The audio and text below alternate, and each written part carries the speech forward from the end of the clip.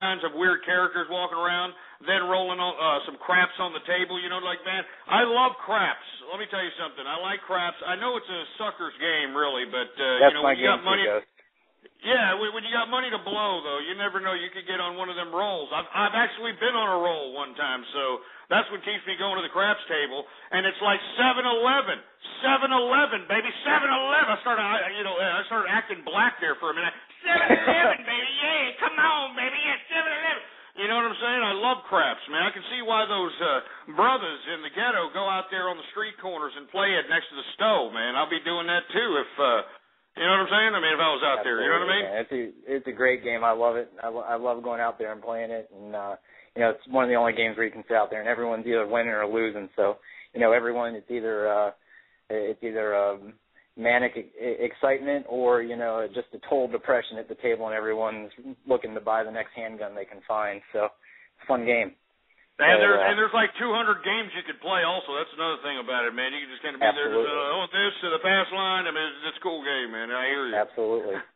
But, hey, man, with Obama and everything, it's good to see he's finally starting to talk about some of these cuts. But, the thing that gets me is he keeps mentioning, and I don't know if you've caught on to this or not, he keeps saying about for these corporate owners that have jets. That one keeps getting to me when he keeps saying he wants to raise taxes for corporate owners of jets. Yeah, I don't like that at all either because, what he's trying to do is make it more and more, making that specific particular industry a taxable industry. I think that's what he's trying to hint towards, that, hey, if people are going to be taking private Learjets, we should take a humongous tax on right. Learjet flying, which I think is ridiculous because I think that's the only way to fly, if you're going to fly at all, is on a Learjet. It's not really hard to get one. All you got to do is get a couple of friends. It's like, 3,000 or 4,000. You get on the Learjet, you got people serving you champagne. It's really a great experience to get on a Learjet and get from one city to the next. It's just one of those things. You don't even need to go through all that, checking of your Johnson. You don't even need to go through all those metal detectors. You're just right there on the tarmac, man. You're right in there. You can go from your car right to the plane. It's great, man. I love. I don't fly it often as maybe some of these CEO executives out here who. Right. Just take the Learjet for, yes, I'm going to go to New York to get breakfast, and then I'm going to go to L.A. to get dinner. Yep. Or vice versa, whatever, however the time zones are. Exactly. But that's why I'm saying, I think that he's trying to head towards that to being more taxed. And who does that really hurt? It hurts those that are trying to come up and live in that type of fashion. 3,000 or 4,000 for a Learjet, that's really not that much, man, in my opinion. I don't know, maybe it is for most folks, but it ain't. I could come up with $3,000 or $4,000 if I had to get out and go take a plane somewhere. I'll be damned before Shanae and Tyrone start feeling up on my Johnson and start wanting to give me anal cavity searches and all this other nonsense. I'll be damned if that happens to me. Well, supposedly you don't have to worry about because Rick Perry, I guess he's still fighting that. Last I heard, he initiated that, but unfortunately, the Texas State Legislature didn't sign that into law. Man, it was just, it didn't happen. These scumbags. We had too many liberals still down here that are representing these lowlifes in South Texas that didn't really push that through. Yeah, well, if nothing else, it's good political jockeying for 2012. So. Yeah, I hear you, man. But anyway, it's good to hear from you, Billy. Yeah, man, I'm glad that you called up. You want to give a shout-out or you want to say anything to anybody out there? Don't have any shout-outs. The only thing I want to say is, when I was out there, I was thinking enjoying some of these fine drinks at some of these mixology bars and stuff, man. I was thinking maybe something cool to kind of talk about sometime, Ghost, would be for you to maybe discuss some of your favorite. I know you always announce what libations you're enjoying throughout the show, but maybe discuss what libations you enjoy and what you own and what you look for when you're looking for some of these drinks. And hey, man, that's a good idea, man. So. Man, you know what? That's a good idea. Maybe I should have a segment maybe I'll put that in a Baller Friday segment and talk about the nuances. And I don't know if some of these ass clowns that are sitting here would appreciate the taste and the way that you appreciate the cultivation of certain bourbons and scotches. I mean, everything's made in different ways. It's got to be preserved for many years. I mean, this is a handmade, handcrafted type of libation. This is not something that is made by machine. That's why people don't understand that when you're paying for these, great libations like Johnny Walker Blue Label, Chivas Blue Label, Louis Cognac, I mean, you're going to have to pay for it because it was aged for at least 20, maybe even 30, 40 years. And the older it is, the smoother it is, the potency is there. It's very deceiving with good liquors because it goes down smooth. It's easy on the liver because it's been distilled very, very well.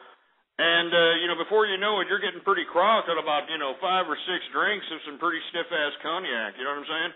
Oh, yeah. Well, hey, my favorite being Billy D, Got to go with a Colt 45, baby. With that, I'm out of here, man. Baby. Williams. Yeah, I hear you, man. All right, man, I'm out of here. You take it easy. Great show, man. All right, you too, man. Thanks a lot. That was Billy D. Williams, folks, an avid listener, an avid caller, and a member of the Capitalist Army. And for those of you that aren't a member of the Capitalist Army, well, what the hell are you doing? Go to www.capitalistarmy.com and join all the capitalists throughout the world who want to sit here and capitalize and prosper and not be like all these other people waiting in a bread line, waiting for another loaf of bread from Big Brother government, because that's not going to happen to those of us that actually want to embrace prosperity. Let's go ahead and take some more callers here. 646-652-4869. We're supposed to be talking about Obama reporting supposed progress in the debt ceiling talks. And, of course, like I announced on my Twitter, or I tweeted the article that stated that Obama is open for cuts in Social Security and Medicaid. Yes, we can. Let's go ahead and take some callers here. Area code 269, you're on the horn. Hey, Ghost, I don't get it. All we give you is love and tolerance. You just keep chugging haterade on the air. Why is that? Oh, yeah. Y'all are really giving me love there, kid. Are you kidding me? It's little snot-nosed little brats like you that are calling up trying to be bronies, trying to, act sexually perverted, trying to say racial derogatory statements, and at the same breath, you same jerk dick sit here and flap your fat Cheeto-stained fingers on the keyboard calling me a racist. I mean, the hypocrisy in you losers. I mean, that's what I'm saying. I mean, the hypocrisy. Anyway, get that idiot off. Let's get another caller here. Who else we got? Area code 832, you're on the air. Hey, Ghost. Wait, hello? Yeah, what's up? Ghost? You remember yesterday how you said about, making a second sun by, crashing the Cassini satellite into Saturn, right? Yeah. I just wanted to ask, I can't tell if you're trolling or just really stupid, because that was, physically impossible. Oh, it was a joke, you dumbass. Jesus Christ. Get this idiot. Get him off. These idiots are taking jokes literally, for Christ's sake. That was a joke geared towards the, scientifically advanced brethren that listen to my show. I don't know if you, search through some of the people that follow me on my Twitter account, but some of these kids, they're going to Oxford University, Harvard, Yale, MIT. I mean, these are kids that, would know what I'm talking about and laugh, go, oh, that would be so amazing, wouldn't it? Do you understand what I'm saying there, you stupid, dumb, imbecilic, idiotic milky liquor? Jesus Christ. We're supposed to be talking about Obama reporting progress on the goddamn debt ceiling.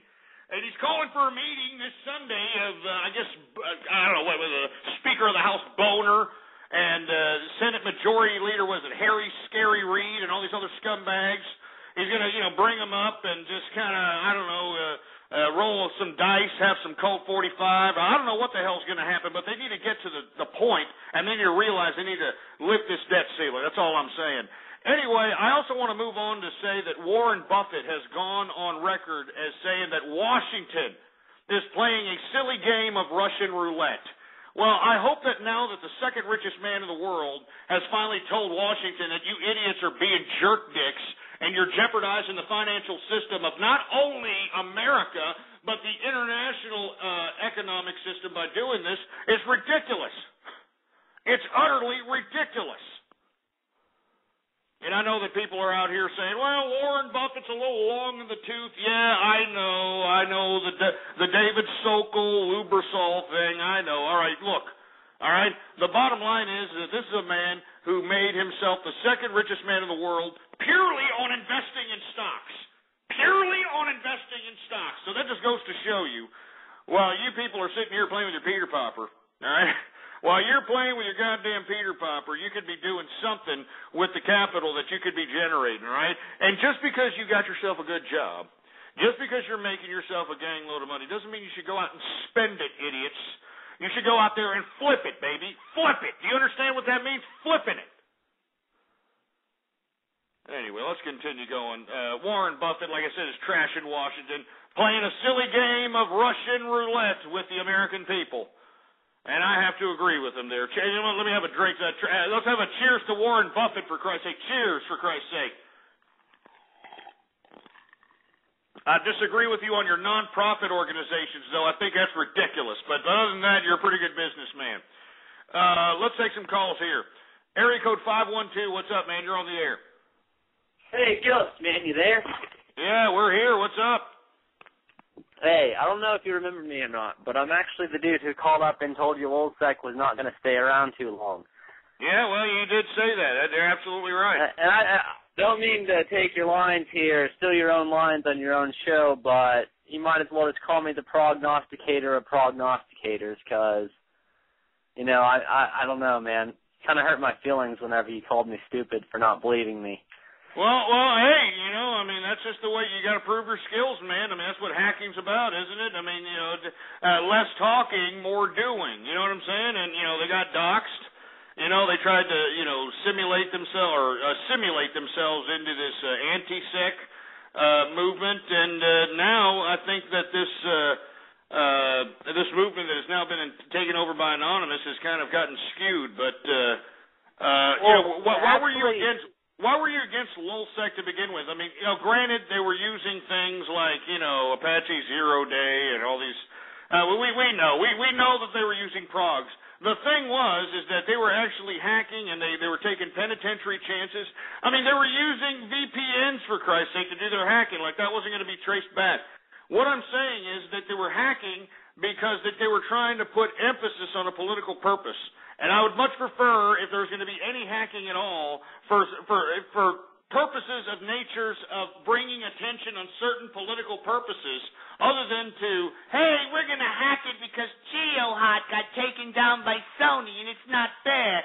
GeoHot got taken down and you know, we got to go out and hack Sony. That was the most ridiculous bunch of nonsense I had ever seen. And lo and behold, GeoHot is now working as a goddamn software developer for Facebook. Yeah, great. Anyway, go ahead, man. Well, I'm sorry. I was against them because they used public exploits, like ones off of Millworms. Like, I'm friends with people that, I mean, even back whenever I was into all that, back in my younger days. And, by the way, just to let you know, if Obama, the Negroid, actually decides to do some sort of internet censorship, I will come out of retirement and declare war on the U.S. government, because that's uncalled for. And I'm actually it's incrementally happening. It's incrementally happening, though, but go ahead. Yeah, I'm actually pissed off. There are actually people I know that have SCADA Zero days that they're going to use to compromise, like, fucking nuclear infrastructures of SCADA machines that control, like, nuclear cooling systems. And, people have SCADA Zero days that are going to compromise infrastructures that, like, control ICBMs and shit.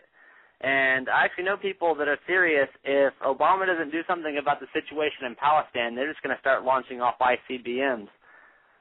And it's getting pretty serious. Well, yeah, you know, I know that there are a lot of, you know, individuals that are of the Muslim persuasion that are hackers, but why specifically the Palestinian situation? I mean, that is a situation that needs to be obviously addressed, and it's been addressed for a long period of time.